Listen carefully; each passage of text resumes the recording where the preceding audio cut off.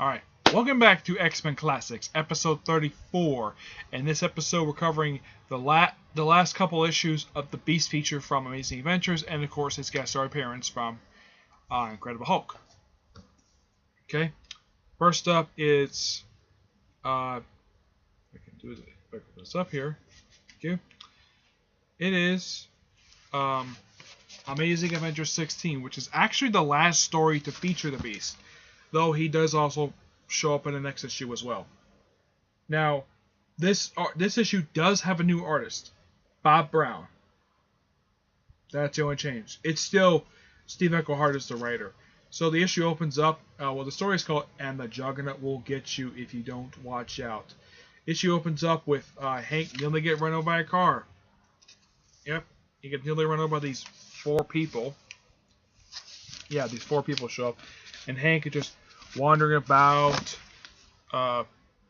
He puts his outfit back on, and it turns out the girl he ran to last issue was named Vera, who was no girlfriend of his. Yeah. And of course, they get a ride back into town. Does anyone know you? Name's like McCoy. Name sounds familiar. And then, of course, talking for a bit, and then the Juggernaut shows up. I'm like, okay, this is a bit weird. Yeah, this is the first time since he showed up in Uncanny in Pages of X-Men. He just shows up in this issue, like, okay, he's back. I'm like, yeah, that's weird. Yeah, apparently he was last seen in Doctor Strange 182, and he just rants for a bit, like nothing can stop him. And of course, they tried this Poro tries to drag him back where he is, and of course he gets sucked back in.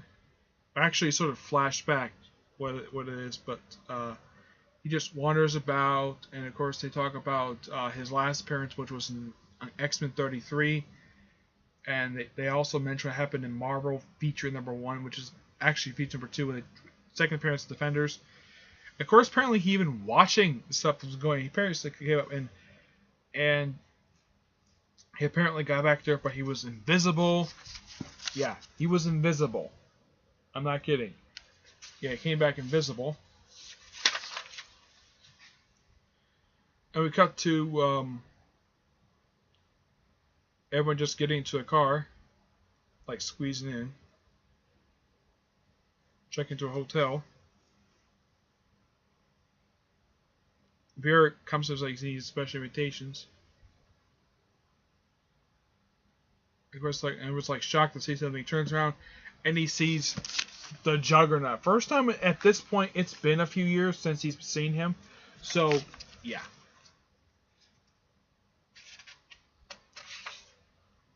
And of course, he's destroying stuff. Then trying to go back there at Dimension. He comes back. Apparently, he's fading in and out. And of course, apparently destroys some kind of display. And of course, Hank switches. And of course, Hank turns back into his. He just takes off his clothes and becomes the Beast again. Yep, becomes the Beast. And of course, he sneaks past all displays, runs into the Juggernaut, fights him, and then pretty much spends most of the issue just fighting him. Fight, fight, fight, fight. Of course, he leads in the power plant. Juggernaut blows through it. Drops into water near a dam. Climbs up, puts his clothes back on. It was like, yay, everything's fine. Of course, Juggernaut shows up again. Yep, the Juggernaut shows up again. And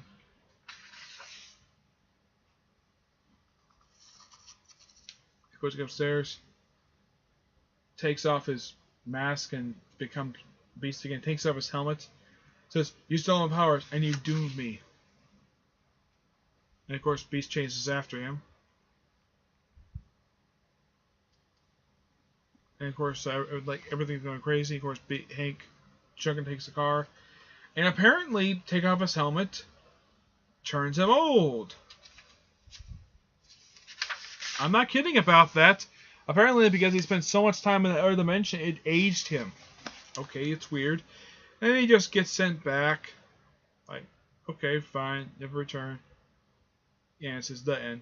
And then we cut away to, then we turn to Incredible Hulk 161, guest starring the Beast. Yep. Fight for a Life of Mutants. Yeah, this is a guest appearance by Mimic. Is in this issue. Yeah. And this issue is written by Steve Englehart. Yep. Our work is by Sal Terparni, I think the name is, yes. Beyond the Border, Lark's Death. Yep. So, yeah, I have this little splash page. And then we have, apparently they're up in Canada. Hulk just hops about, runs into the Mounties. Oh, and by the way, this is about 2 years before he runs into Wolverine. Yep. Of course, apparently the Mounties found him. They get knocked away by the Hulks, like stomping his, knocking some trees around. And we go away to a bridge, which apparently Hank and Vera are trying to cross the border.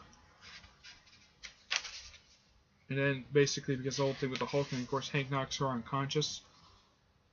And he just carries her across the border.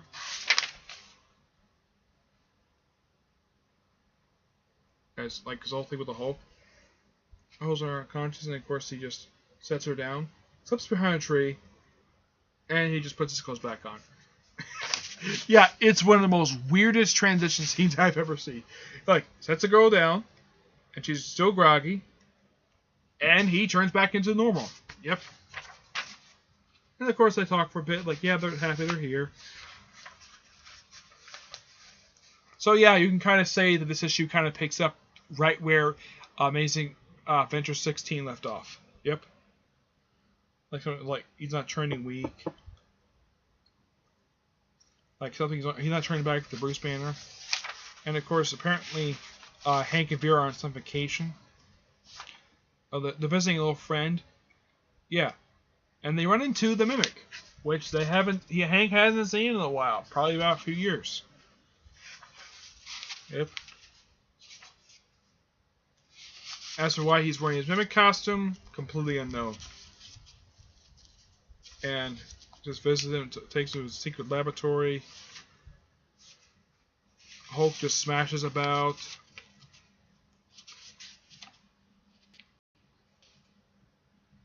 Yeah, Ross debuts a new plane. I think it's supposed to be the War Wagon, which shows up like 100 issues later.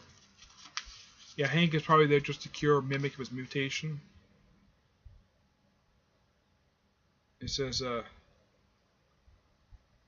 of course, Hulk sees Mimic tied down. And of course, Hank attacks the Hulk.